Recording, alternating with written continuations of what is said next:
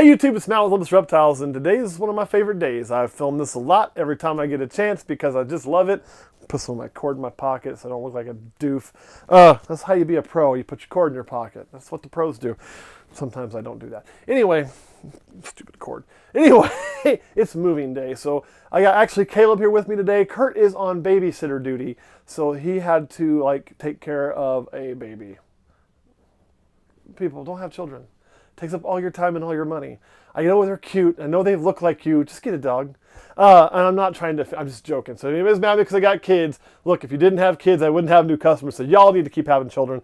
And how about I just don't? That's going to be my plan anyway. So, but since he couldn't be here, Caleb's up here running the camera and helping me with moving day. So you're going to see several videos of us moving snakes. And you're thinking, well, that's not that impressive. But that means I get a chance to pull out a bunch of snakes and show them to you so you can see what's grown up over the years and gotten to bigger cages, or what's moving and what's coming. I don't know. I always think it's interesting. So we've got 6 to share with you today that we've moved into FB70s. Some of them are going to look a little bit smaller than what you think should be an FB70. Some will look big. We'll explain why we did that on Patreon when we get over there. We'll explain what goes into our decision to move a snake up to a full tub. I'll tell you guys the standard thing is always people talking about weight. They'll say these tubs are good for X size to X size.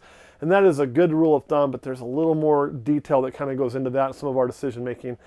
So if you're interested in that, check out Patreon. If not, you just want to see some snakes, let's get to it. We're going to start at the top up here. What is that? Oh, yeah. Oh, yeah. We'll just pull them all out for you. This is an albino. Now, we are pairing her to a toffee. If you guys go back in our video log a long time ago, I hatched an albino paradox. I was really proud of her. This is her. She's all grown up now, ready to have babies of her own. So she's also possible head exanthic. Could be, I mean, pretty good chance of that proven out, I think. And you can just see none of that's dirt. That's all literally her skin color. So she's got that part there, that part there. That is dirt, this part here, and that part there. So really cool snake, has been being paired. As you can see, looks like we might be building, but we haven't ovulated yet, so we went ahead and moved her. So anyway, really awesome animal. I'm really excited about her having babies. Not because her clutch is going to be like something new or earth-shattering we've never done before. She's been bred to a toffino, so we'd really be making toffies that are toffinos and albinos that are a chance for head exanthic. I mean, because she is 50% chance, so her offspring would have a chance. We're just going to say possible and kind of tell the story because it's not a very high chance. We're not using her to make exanthics this year, so I wouldn't put any extra value on the head exanthic part in the babies. But our next one up, this is the one I'm really excited about her pairing. We decided to move her up. This is a blackhead female. It's taken us several years to get her ready. She was a slow grower for us, but as you can see now, she's doing really awesome. Polar opposite of an albino, right? We went from an albino to a darkening snake right here. She's been being paired to our Suma, so I'm really hoping that that production happens. And as you can see, we're not ovulated yet. So one of the things is if a snake is ovulated, we're getting ready to start nesting, or we're building towards an obvious ovulation, we don't move them. We'll let them stay in their smaller tub that they're in, and I'll just move them whenever they ovulate and lay eggs and all of that. So there'll be more movement that happens with egg laying. I've got a firefly we're going to move. I know I've got a few others. I've got a freeway that needs moved, but she's ovulated, so we're going to wait on those. We've got some spots for them too, but they're going to wait. Now this is one we went ahead and moved as well. We've been growing up. She's not ovulating. I'm hoping more space will actually kind of help her out in that front. This is a really, really cool snake. Now this is a snake that it's an exanthic pinstripe. On camera, you're going to probably think, well, it's kind of like a regular pin. Let me see if I can't help that process out. Because of the pinstripe being so dark and you're removing yellow, are you two still like making lovey-dovey? No. No, you're not. He's trying, but you're not having it. Yeah. You get in there. So this is what a regular pin looks like versus an exanthic pin. So you can kind of see that on camera. I think with exanthic, you almost always have to have a good comparison to really see the difference. And it's not a massive thing. She might be ovulating. It's not this massive difference with these. They are as babies as they age because you're not really, remember, the exanthic, you're removing yellow. So there's not a whole lot of yellow in the snake to remove, right? So this, to me, was never purchased to be an end goal. It was always purchased to be a piece to the puzzle. So what we're pairing to there right now is a killer be Axanthic. Of course, we're looking for some spinner blast Axanthics, which would be awesome. And I think this girl might be her last time being paired. Well, maybe not. Maybe it's looking thick in the trunk. You got a little ways to go there. So some of these animals we pick up, or some of these projects, especially when dealing with Axanthic or some of the recessive traits, I strongly encourage you, if you're going to be buying the recessive stuff for projects, you got to think about where your goal's going. So for us, I knew that Axanthic pin was going to brown like that. I knew Axanthic pin versus a normal pin isn't going to be super impressive, although they really are as babies. But I also knew my end goal, this piece with what I could add to it, would make me what I want. So keep that in mind. The next one up is, this thing is cool.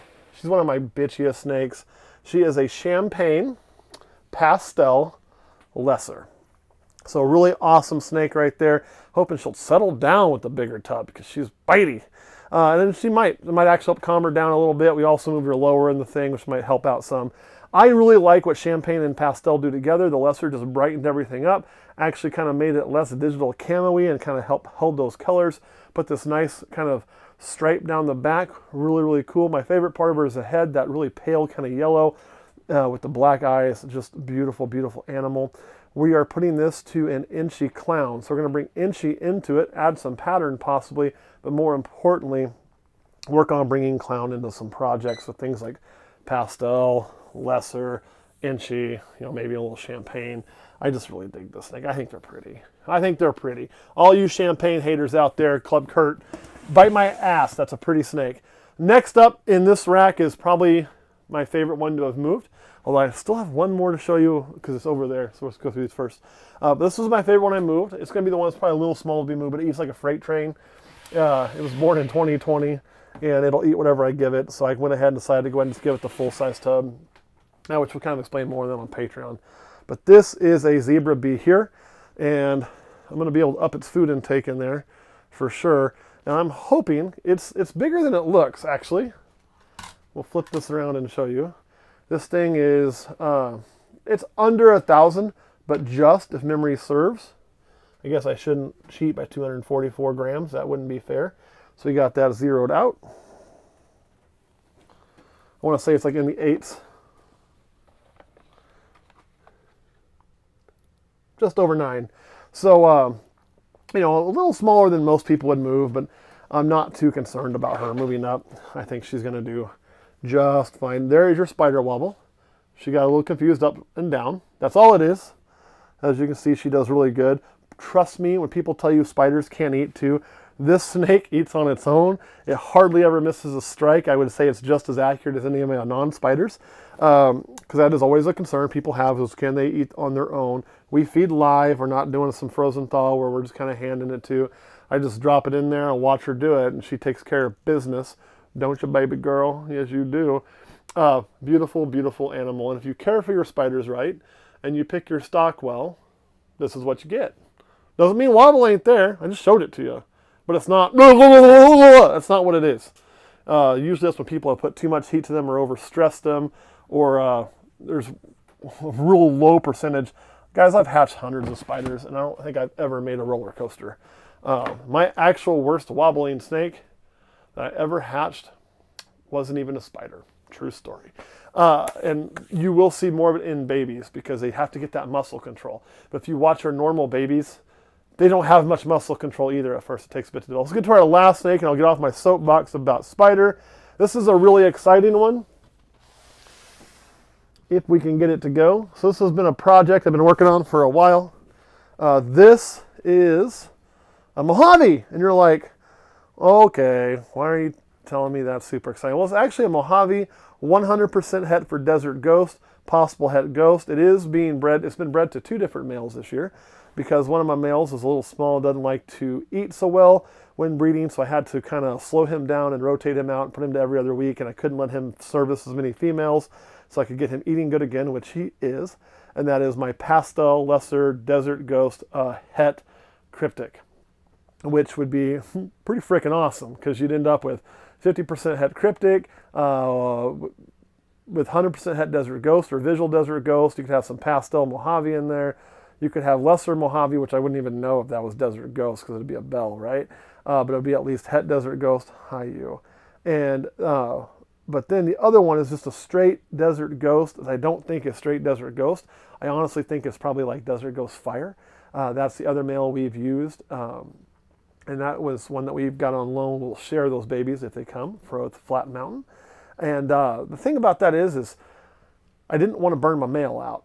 So, you know, and since I know my males, which their males possibly had cryptic too. Since I know my males had cryptic, I used them on the stuff that's going to throw the kryptons. And I saved the desert ghost stuff for the other way. But we're hoping to make some visual desert ghosts. We got 2 shots at it this year. Both new females, first timers. So we may not. But if we don't this year, I've got no doubts that come next year, we are definitely going to be producing a good number of visual desert ghosts. Because our other female is a visual. So we'll have at least 1 clutch of full visual with a little luck and 1 clutch of half and halves. Look at that. She's searching for something. Search for purchase on my watch. So I think she's going to be interested when the male comes, and she got her upgrade. All right. That is all of the FB70 animals we... I know. There's new smells, girl. Go in there. Go in there. That is all of the FB70 animals we moved. And usually I'd say, Kurt, do you have any questions? I got to remember to say, Caleb, do you have any questions today? Not today. Not today. So I get a new camera guy for a little while, and he talks just as much. All right, guys, thanks for watching. We'll see you next time.